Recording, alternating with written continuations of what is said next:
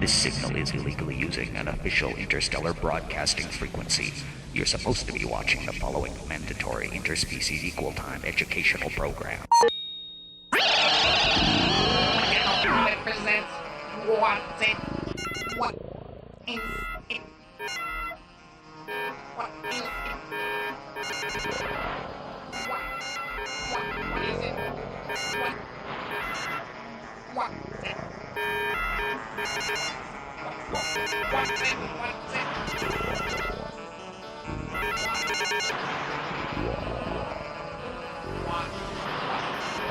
What is it? What is it?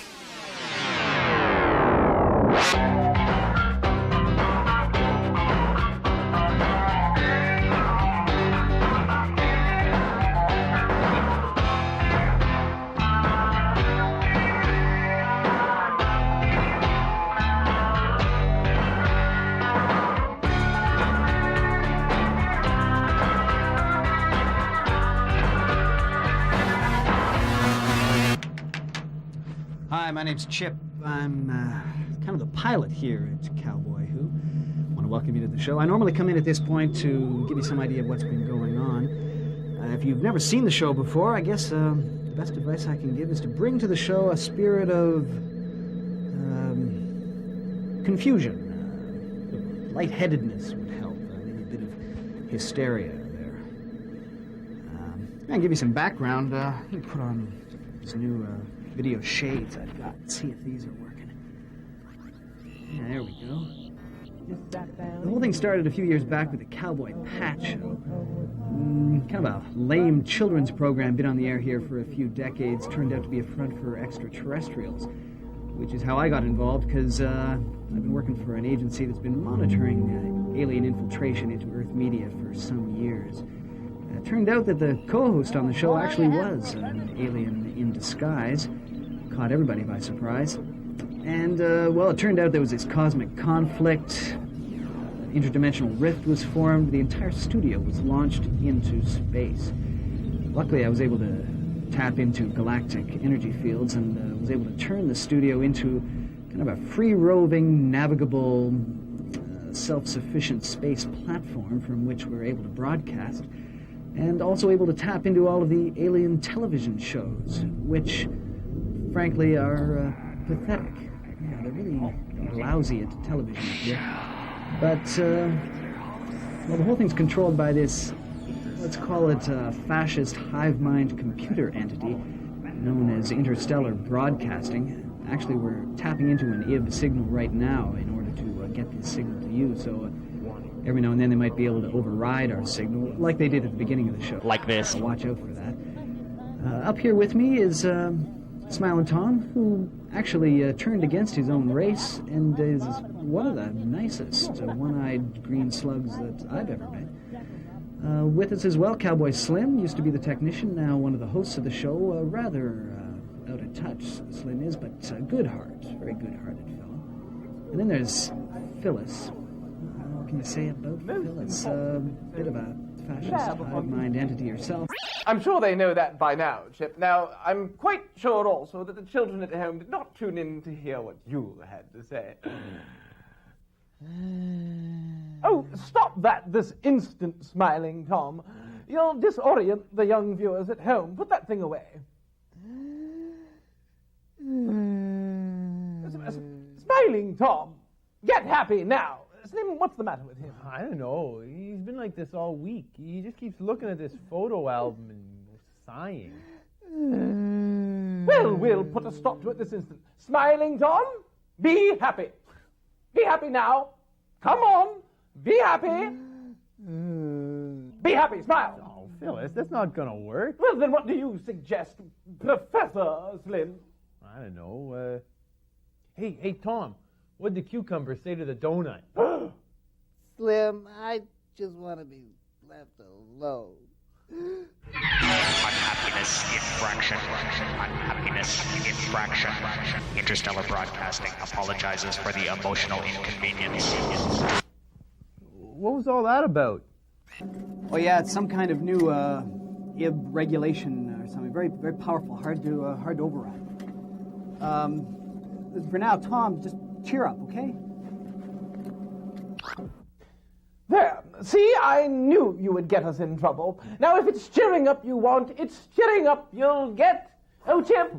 Oh, Chip. Oh, Chip, dearest, where are you? Phyllis, Jolly, could you put that little number on? You know, that one that we're all hoping for. Good. Hello, children, and welcome to the magically wonderful, sunshiny, scrumptious land of lollipops.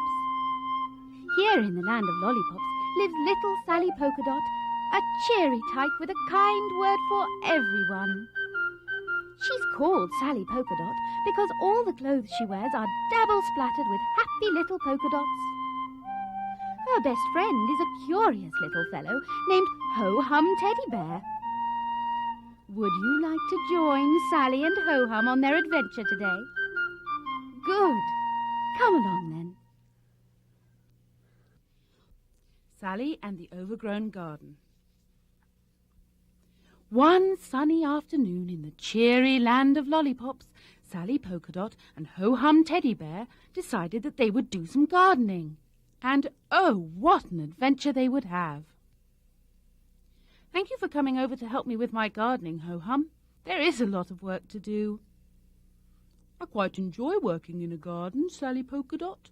Sometimes as I dig, I imagine that I'm searching for buried treasure. That sounds like a good game, Ho-Hum. 'Tis. That sounds like my phone ringing. I should go inside and answer it. I know. While I'm waiting for Sally to return, I think that I'll sing a little song. Dum jiggity jig, oh how I love to dig. When I'm alone it's not a bore. When Sally's here I like it more. Dum jiggity jig, oh how I love to dig. And as he sang, Ho-Hum Teddy Bear, that clumsy little bear, accidentally knocked over Sally's big box of plant food and spilled the whole thing right into the shrubs in front of Sally's little cottage. Before too long, something strange began to happen.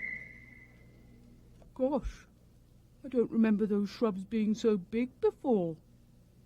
When Sally gets back, I must ask her about it. Now, where did I leave my spade? Before long, the shrubs had gotten so big that Ho-Hum could not deny that they were indeed growing right before his eyes. Gosh, won't Sally be pleased when she returns and sees how well her shrubs are growing? But even before Sally had gotten off the telephone, the shrubs outside her tiny little cottage had grown so big that they covered the entire land of lollipops in dense greenery that began to affect the weather. It began to pour as though they were in a tropical rainforest. What's going on out here? Isn't it wonderful, Sally? Look how well your shrubs are growing. I'm afraid they're growing a little too well. They're so thick I can no longer see the sun. That's because it's raining, Sally. That's another thing. Come on, Ho-Hum. We've got to stop my shrubs from growing. And with that, Sally Polka Dot and Ho-Hum Teddy Bear shut their eyes tightly, thought only the nicest of thoughts, and they thought them hard. And before you knew it, those shrubs shrank right back into the ground where they had come from. The rain clouds gave way to the bright sunshine, and everything was returned to normal in the land of lollipops. We certainly made those shrubs grow well, didn't we, Sally? Yes, we did, Ho-Hum. But I don't believe we should garden together anymore. It seems we're just too good at it. And now, let's have tea. And that is exactly what they did in the happy, happy land of lollipops. So, until next time, be good little children and think only the nicest of thoughts. Goodbye.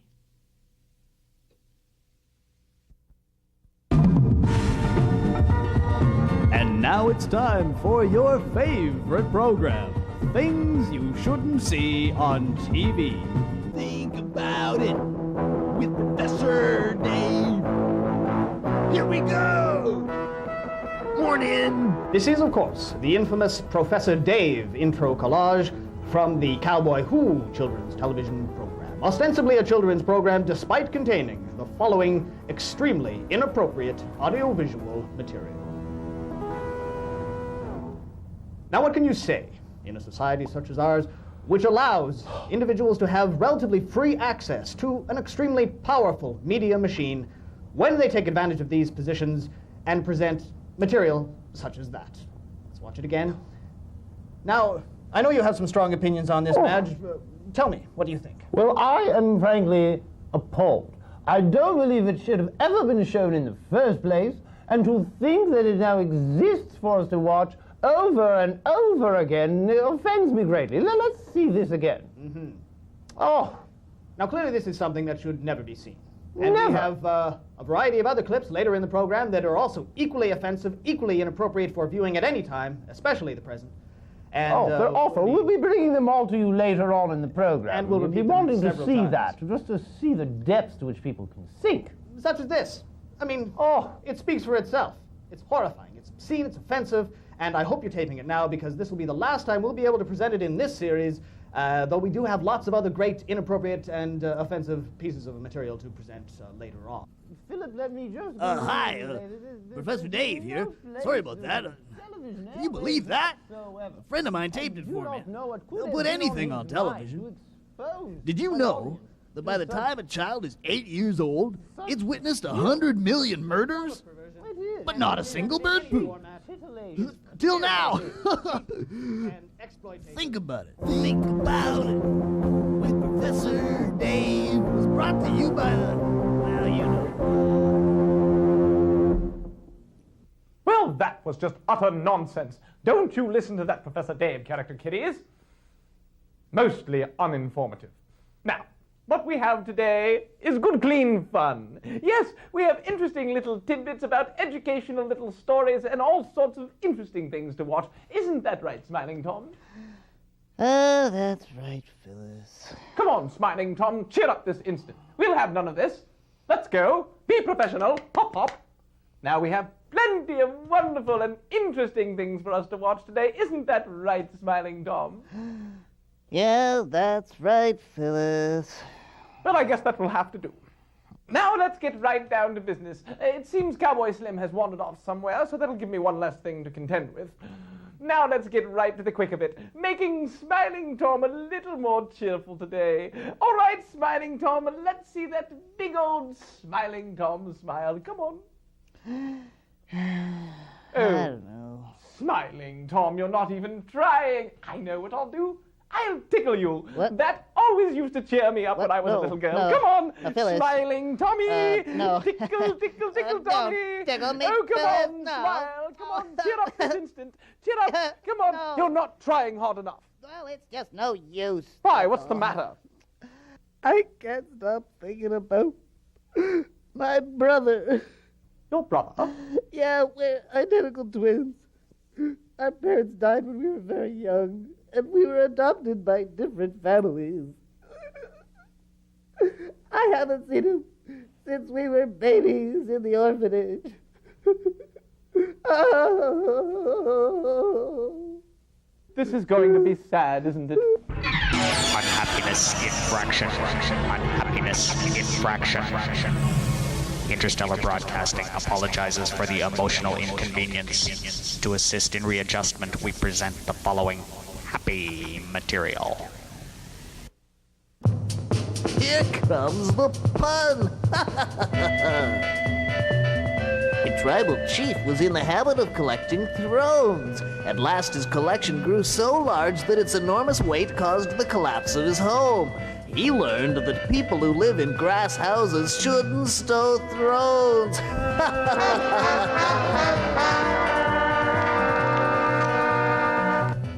Lim Fong and Lim Hao were such quarrelsome brothers that one day they began to fight most violently on the street. Passers-by saved them from injury by tearing them limb from limb.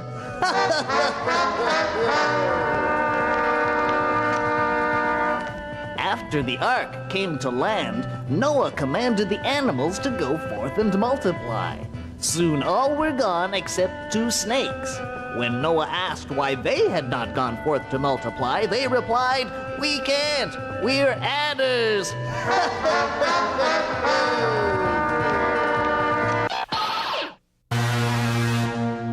A falconer was having trouble with his pair of high-strung falcons, but was able to quiet them with a single ice cream. Good thing for him, he could still 2 birds with 1 cone.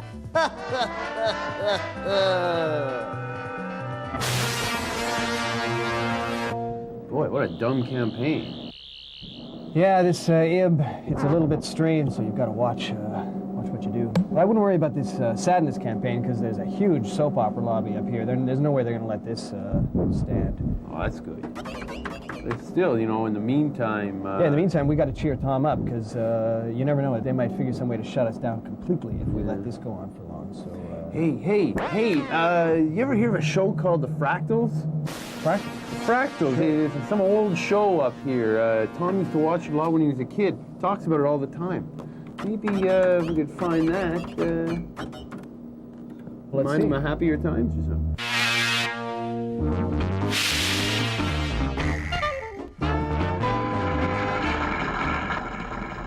Hi, honey, I'm home. Barnsley, you look awful. I've been having blackouts all day. I feel like an intermittent. Oh, it's your amplitude acting up, isn't it? Well, it sure isn't my color cycle. Hey, Pops, you're looking awful. Lorenzo, thanks for noticing. Hey, get back to your disc. You're not fully mapped. Oh, it takes so long. You want to borrow my resonator? You're looking terrible. Your father and I don't res up like we used to, Lorenzo. We're not young Fractals anymore. Hey, speak for yourself, Julia. We say down at the file shop, you're never too old to put a little more X in your Y. Good one, Pop. You too. I've got numbers to crunch. Hey, Pop, can I borrow the facilitator? I got to pick up Lambda at the database. Sure, I thought her name was Mandy. No, that was last millispan. Pop, jeez, is your memory going too? I tell you, I'm on my last permutation, boy. Hey, you make me feel like a Googleplex. You got the looks for it, Pops.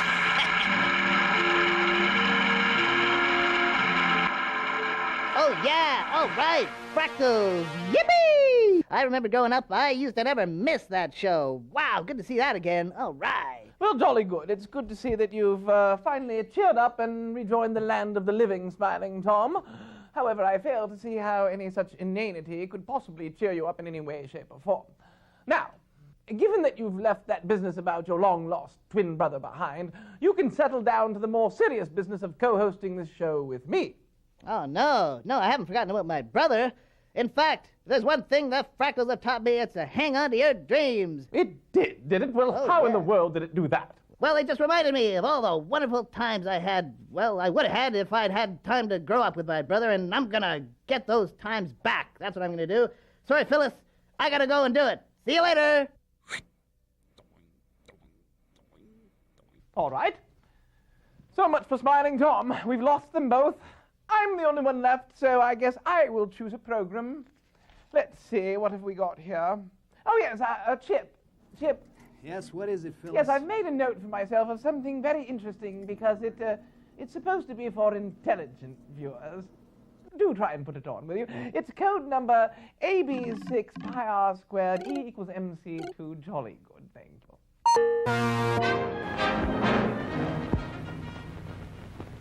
Greetings, young scientists. My name is Dr. Onius, and I will be your host today on Esoteric Knowledge. On today's program, we will take a look at the ancient pyramids of Egypt. Yes, these great wonders of the world that have baffled scientists for so long. You will all be happy to know, then, that the world of science has finally cracked its virgin shell of mystery and is able to explain their presence to you today. You see, the pyramids weren't built by a super race of humans or even by men from Mars, as some would have you believe. No, the pyramids were built with science, as I will now demonstrate. Now imagine, if you will, that this simple ice cube represents one of the giant building blocks of the ancient pyramids.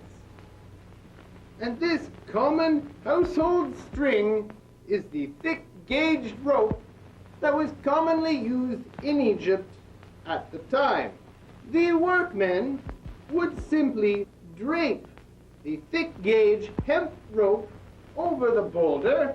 Then they would do something very interesting. They would sprinkle salt from their wheelbarrows onto the boulder and the thick-gauge hemp rope. For they discovered that in time the hemp rope would stick to the boulder. This usually works. Now what usually happens is the boulder would go with the hemp rope like this, and the workmen found that they could then position it anywhere they chose. And it was in this way that the pyramids were built. Was it magic? No. It was science. My name is Dr. Onius, and so for Esoteric Knowledge, I bid you farewell.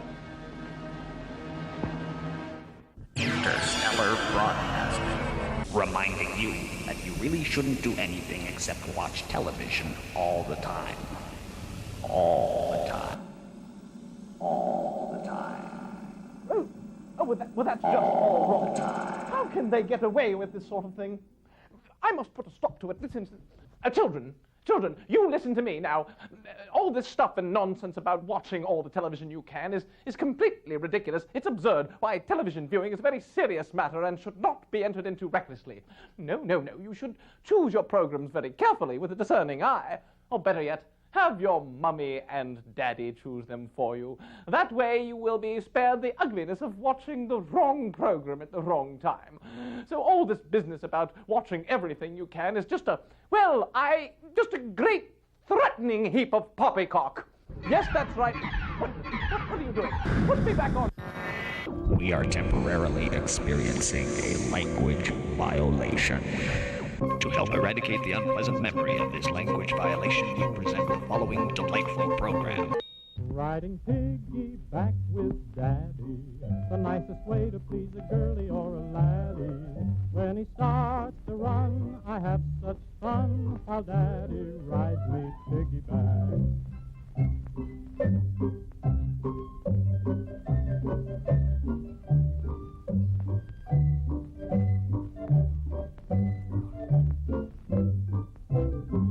I hold on so very tightly.